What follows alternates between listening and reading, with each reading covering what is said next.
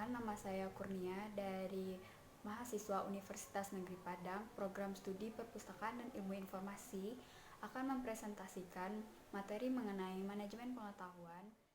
Baiklah, langsung saja saya akan menampilkan materi yang pertama, yaitu konsep data, informasi, pengetahuan, dan manajemen pengetahuan secara keseluruhan. Yang pertama yaitu data.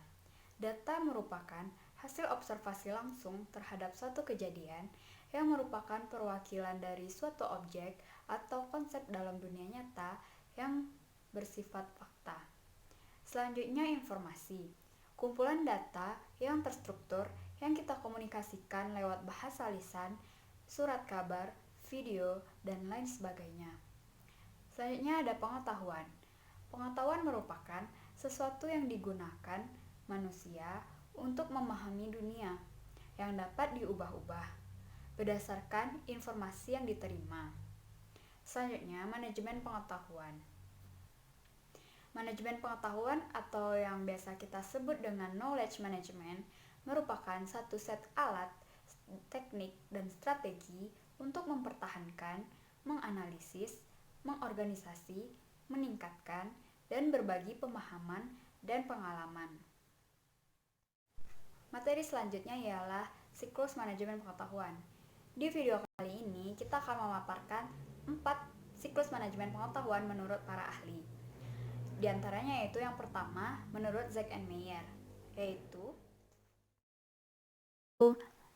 acquire, refine, store, distribute, present. Dan yang kedua ada menurut Bukowitz and William, di mana menurut Bukowitz and William, siklus manajemen pengetahuan yaitu ada get, use, learn, contribute, assess, build atau sustain, dan diffuse. Selanjutnya menurut McElroy, knowledge management cycle yaitu ada dua, yaitu yang pertama knowledge production, knowledge integration. Dan yang terakhir ada Wick. Menurut Wick, knowledge management cycle yaitu build, hold, pull, and use.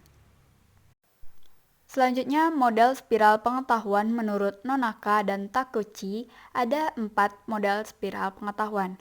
Yang pertama, Tacit dan Tacit akan menghasilkan proses sosialisasi. Yang pertama, berbagi pengetahuan secara langsung. Pengetahuan tetap bersifat tacit. Contohnya brainstorming. Yang kedua, tacit dengan eksplisit akan menghasilkan proses eksternalisasi yang mana memberikan bentuk yang terlihat dari pengetahuan tacit dan memerlukan perantara untuk mentransform pengetahuan. Contohnya jurnalis. Yang ketiga, ada eksplisit dengan eksplisit. Itu proses kombinasi, yaitu mengkombinasikan potongan-potongan pengetahuan eksplisit ke dalam bentuk baru. Yang kedua, pengetahuan yang ada diurutkan dan disistemasikan dalam sistem pengetahuan. Contohnya presentasi. Selanjutnya ada eksplisit ke tacit akan menghasilkan proses internalisasi. Contohnya learning by doing, dan mengubah pengetahuan dan pengalaman yang dibagikan menjadi modal mental individu sebagai basis dari pengetahuan tacitnya. Contohnya sistem database. Selanjutnya penangkapan dan kodifikasi pengetahuan.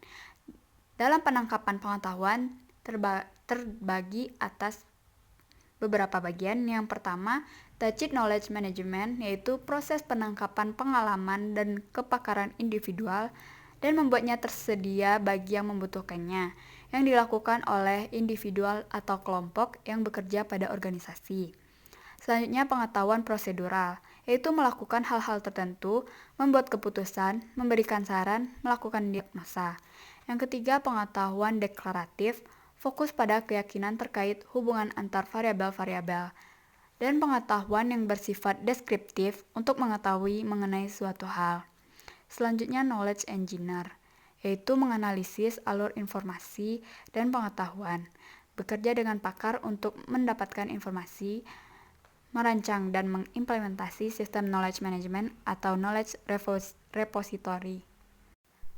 Selanjutnya, pakar atau expert menjelaskan pengetahuan penting, introspektif, dan sabar, memiliki keahlian komunikasi yang efektif. Selanjutnya, kodifikasi pengetahuan eksplisit, pemetaan kognitif, pohon keputusan, taksonomi pengetahuan. Di dalam teknik kodifikasi pengetahuan terdapat 3 pembagian. Yang pertama, cognitive maps, yaitu pengelompokan pengetahuan yang ditangkap dengan hubungan yang kompleks, dari pengetahuan tacit ke eksplisit. Yang kedua, decision trees, metode yang berbentuk pohon keputusan atau flowchart yang dibuat pada titik waktu.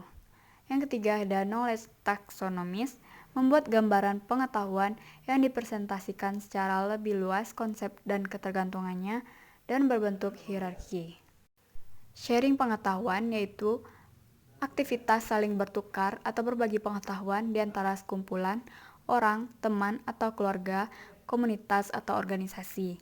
Pengetahuan yang dibagikan dalam bentuk tertulis dan dipublikasikan secara online untuk dapat dinikmati setiap orang yang mampu mengaksesnya. Selanjutnya, budaya manajemen pengetahuan. Budaya manajemen pengetahuan bertolak dari anggapan dasar yaitu 1. Budaya dapat diprogramkan atau dimanajemeni. Yang kedua, nilai bisa berubah dan oleh karena itu budaya pun bisa berubah atau diubah. Perangkat manajemen pengetahuan. Perangkat manajemen pengetahuan terbagi atas 3, yaitu yang pertama, penangkapan dan penciptaan konten, yaitu perangkat penciptaan konten, data mining, dan penemuan pengetahuan. Yang ketiga ada blogs dan perangkat pengelolaan konten. Selanjutnya ada perangkat berbagi dan penyebaran pengetahuan. Di dalamnya terdapat grup WR dan kolaborasi, wikis, teknologi jaringan. Selanjutnya ada akuisisi dan aplikasi pengetahuan. Di dalamnya ada intelligent filtering tools, information overload, information filtering, information gathering, dan teknologi adaptif. Selanjutnya ada implementasi manajemen. Yang pertama, perorangan. Knowledge manajemen perorangan adalah bagaimana cara mengelola pengetahuan perorangan, yaitu pada saat belajar sesuatu yang baru atau mencari informasi yang dibutuhkan. Dibentuk oleh pendidikan formal dan non-formal yang telah diperoleh. Contohnya ialah pengalaman hidup, kebiasaan yang dibentuk oleh keluarga, pengaruh lingkungan tempat tinggal. Selanjutnya ada di organisasi, dapat dilihat secara operasional dan secara strategi. Secara operasional yaitu aktivitas organisasi yang berfokus pada usaha yang mengembangkan dan memanfaatkan pengetahuan dalam sebuah organisasi. Sedangkan knowledge management secara strategi yaitu langkah untuk memantapkan usaha dari setiap perorangan dan organisasi untuk menjadi organisasi yang berbasis pengetahuan. Strategi manajemen pengetahuan. Strategi adalah menyusun rancangan, dan dalam manajemen pengetahuan, menyusun strategi itu sangat perlu. Dalam strategi manajemen pengetahuan, terdapat 2 hal yang dikaitkan dengan proses manajemen perubahan, diantaranya pembentukan budaya dan pembangunan tata kelola dalam organisasi. Selanjutnya, evaluasi manajemen pengetahuan. Apa itu evaluasi manajemen pengetahuan? Adalah suatu kegiatan yang dilakukan oleh organisasi untuk mengetahui atau menciptakan dan mempertahankan lingkungan, berbagi pengetahuan, kriteria yang diperlukan oleh sebuah organisasi. Selanjutnya, ada implementasi sistem manajemen pengetahuan di berbagai bidang, khususnya di perpustakaan. Adalah suatu pencipta pengetahuan kegiatan di perpustakaan, seperti pemilihan suatu bahan pustaka yang akan dikoleksi. Survei kebutuhan pemakai user dilakukan untuk memahami informasi yang diharapkan pemakai. Contohnya di perpustakaan ada penyangan. Contoh penerapan knowledge manajemennya yaitu menangkap. Di perpustakaan melakukan survei tentang kebutuhan koleksi pengguna. Mengkodifikasi, perpustakaan mengklasifikasikan buku yang sudah tak layak pakai untuk diganti dengan koleksi baru yang lebih relevan dengan perkembangan zaman. Menciptakan yaitu keputusan yang dipilih kemudian diterima, disusun agar dapat meningkatkan ketersediaan koleksi di perpustakaan. Menyebarluaskan, perpustakaan memberi rancangan kegiatan kepada atasan agar diaplikasikan kepada pengguna apa keputusan yang telah diambil. Selanjutnya, konsep dasar masyarakat informasi, proses terbentuknya masyarakat informasi, serta kaitannya dengan industri 4.0. Sebelumnya, apa itu masyarakat informasi? Yaitu masyarakat yang melakukan kegiatan distribusi, penggunaan, dan manipulasi informasi dalam aktivitas ekonomi, politik, budaya secara signifikan. Tujuannya untuk mendapatkan keuntungan kompetitif secara internasional melalui penggunaan teknologi informasi dan komunikasi dengan cara kreatif dan produktif. Di revolusi industri 4.0, teknologi berperan dalam mengirim, menerima, dan bertukar data digital dengan cepat tanpa terhalang jarak. Konsepnya ialah manusia modern tidak bisa lepas dari teknologi informasi dalam melakukan aktivitas sehari-hari yang dilakukan melalui mailing list, email, serta berinteraksi dengan komunitas dunia maya. Oke, cukup di sini video kita kali ini. Mohon maaf atas segala kekurangan dan kesalahan dalam pembacaannya atau pemahaman mengenai materinya atau pendalaman dalam materinya juga.